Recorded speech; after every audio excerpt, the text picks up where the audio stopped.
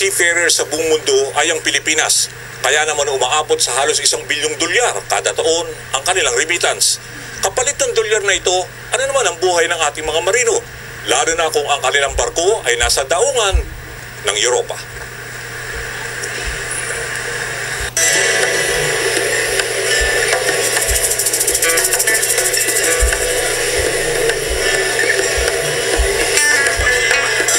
Malaki ang ambag ng Pinoy Seamen sa patuloy na economic growth ng Pilipinas.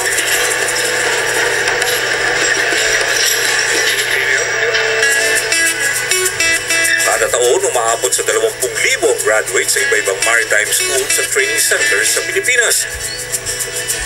Pero maliit na porsyento lamang ang nakakahanap ng trabaho bilang seafarer. Sa iba-ibang port sa Europa, habang nakadaong ang barkong sinasakyan ng mga Pinoy, sinilip namin ang buhay ng mga marino sa lupa at pinakinggan ang kanilang kwento.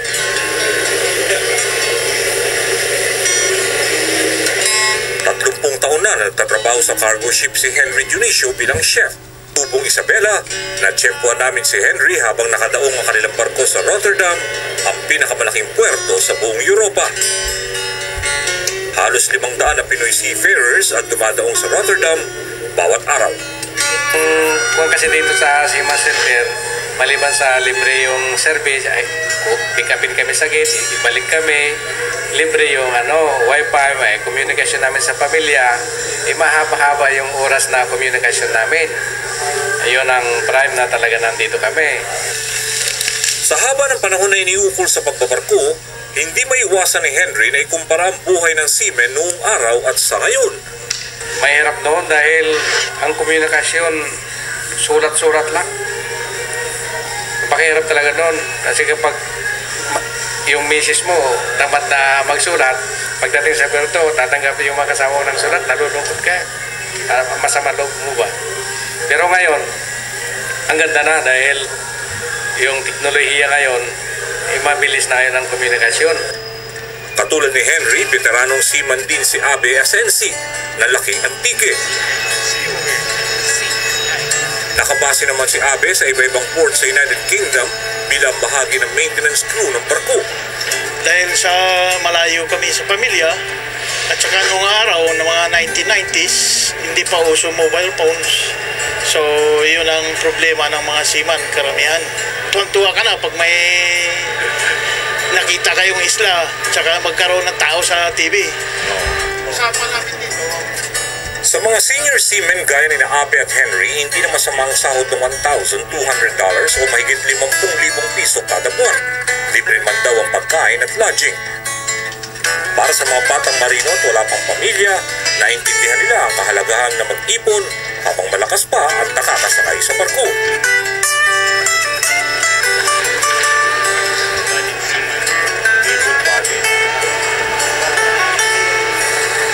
Anim na taon ng seaman si Bobby Tolentine na nakausap ko habang nakadaong ang kanilang barko sa Southampton sa Inglaterra.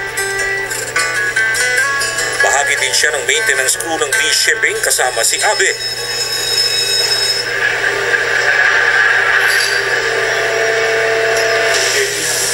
Paikot lang to, balik para. Pinakita at pinaramdam ni Bobby sa amin ang living condition ng marino sa loob ng barko. Movie, kung may movie, ano na lang.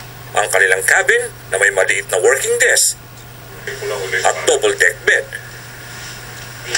Ito yung mga gamit na kasamahan ng papalit sa atin pag iniwan niya na. Pati na rin yung maliit na mess hall kung saan sila kumakain.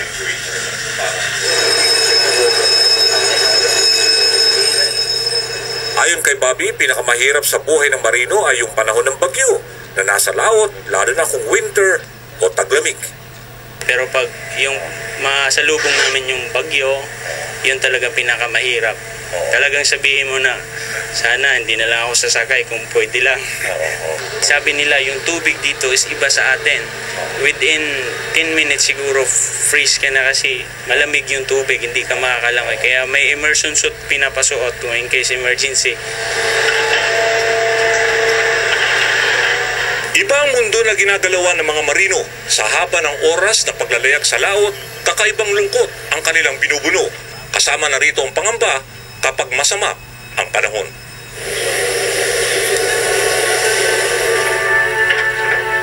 Pinag-uugutan ng lakas ng mga marino habang nasa lupa ay pagdarasal at counseling na ibinibigay ng local chaplain sa mga puerto.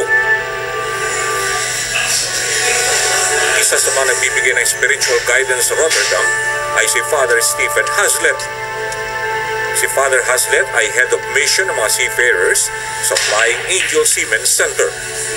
Provide actual welfare for the sailors.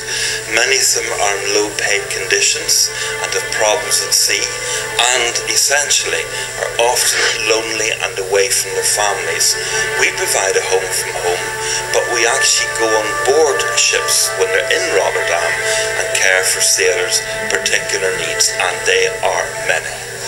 Many of them are many miles from home and away from their families, their wives, their partners, their children, their parents. This is a major factor.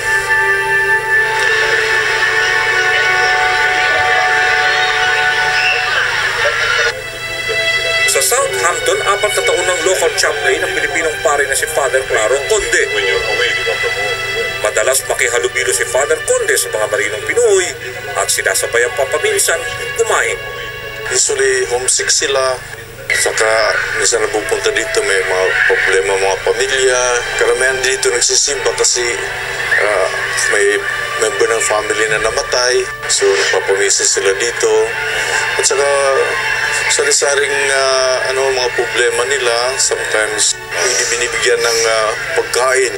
24/7 ang trabaho, minsan kaunti overwork, long hours pa, saka kaunti lang ang sweldo, at saka hindi pa pinapapasyal. So ano ito binibigay niyo mga silo? Mapupunta sila dito. Dahil sa mas mahigpit na immigration law sa Inglaterra ngayon, sinabi ni Father Conde na bihira na ang kaso ng jump ship o tumatakas sa barko. Panawagan ni Father Conde ay huwag mag-jump ship kasi lalabas na undocumented sila na pwedeng ipa-deport agad.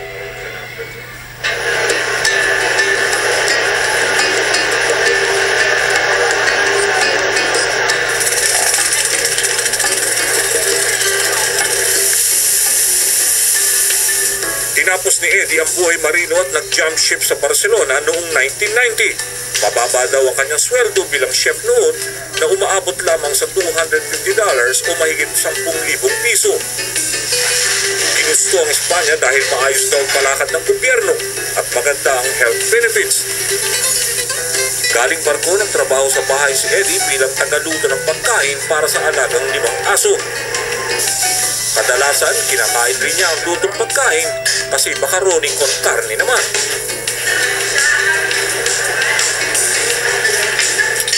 Dahil magaling magluto at marunong makisama, nakapagpatayo si Eddie ng sariling bar restaurant. 20 taon na ngayon ang Phil Manila Restaurant sa Barcelona na dinadayo ng maraming Pinoy. May jump ship, sabi ko nga tumalon, napilay, pumahon, tumayo yun. Kaya sabi ko doon sa kapwa ko resima na pag-jump ship dapat talagang hawak sa patalim na huwag niya mamimili ng mga trabaho. Kasi maraming jump ship talaga na hindi siya kumbaga sa kuna nag-jump ship dahil sa babae. Pinahalan si Eddie na ngayon ay legal na ang papel sa Espanya.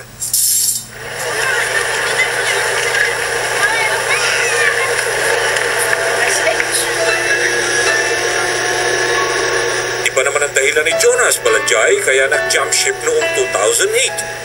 Tapos ng BS Marine Transportation, gusto ni Jonas bitbitin ang pamilya sa Espanya.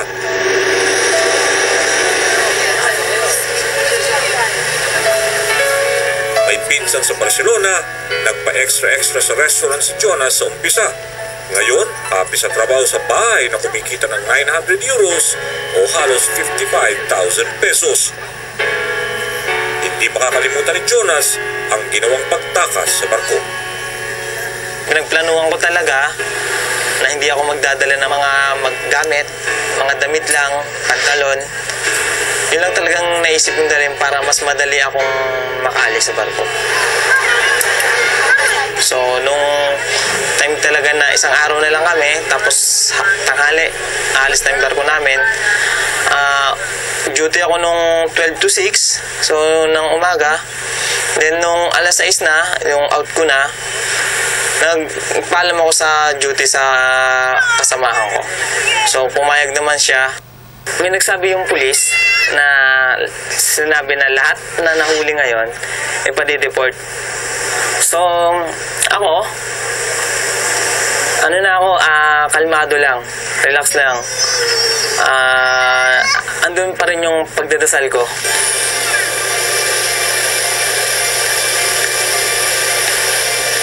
Galing sa barko na yon, tapos nilakad ko dun sa may mga truck na yon hanggang papunta rito.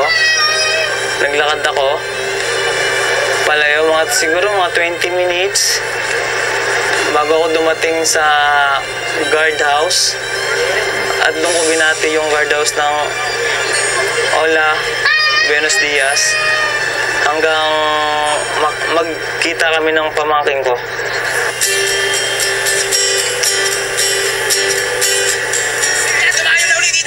Mabait ang amo ni Jonas na nagbigay ng kontrata kaya naayos niya ang kanyang papel.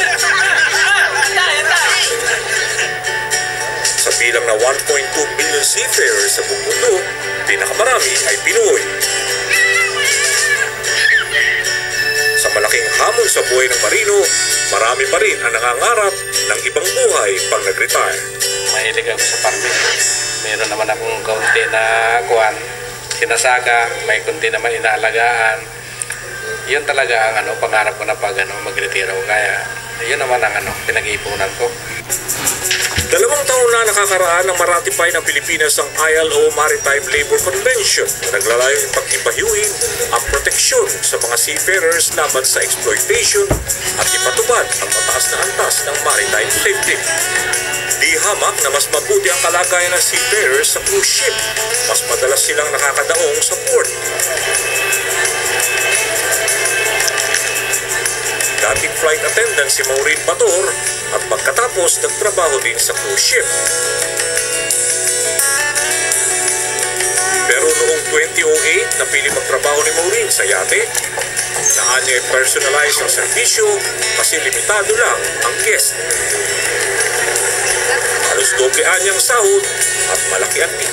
Years ago, bago ako mag-cruise ship, sa medical ko pa lang, talagang parang 1:50, maybe 1:50 na makakasabay mo na ikaw lang ang babae and then the rest, puro lalaki. Pero parang hindi ko naman kasi din nakikita na ang lalaki at ang babae. Siguro equal lang kasi magkaiba naman din ng trabaho ang babae tsaka yung trabaho din ang para sa lalaki. Although sa yachting, makikita mo rin na may mga babae na rin na nagtatrabaho ng trabahong lalaki. Like kung dati, yung may sinasabi na sa mga commercial na AB, which is mga able seaman.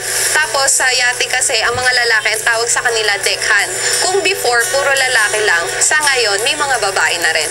Kasi advantage, siguro somehow in a way na minsan yung stewardess, pwede rin magtrabaho ng deckhand, which is pwede rin naman na yung lalaki, pwede rin magtrabaho sa interior. So medyo siguro equal.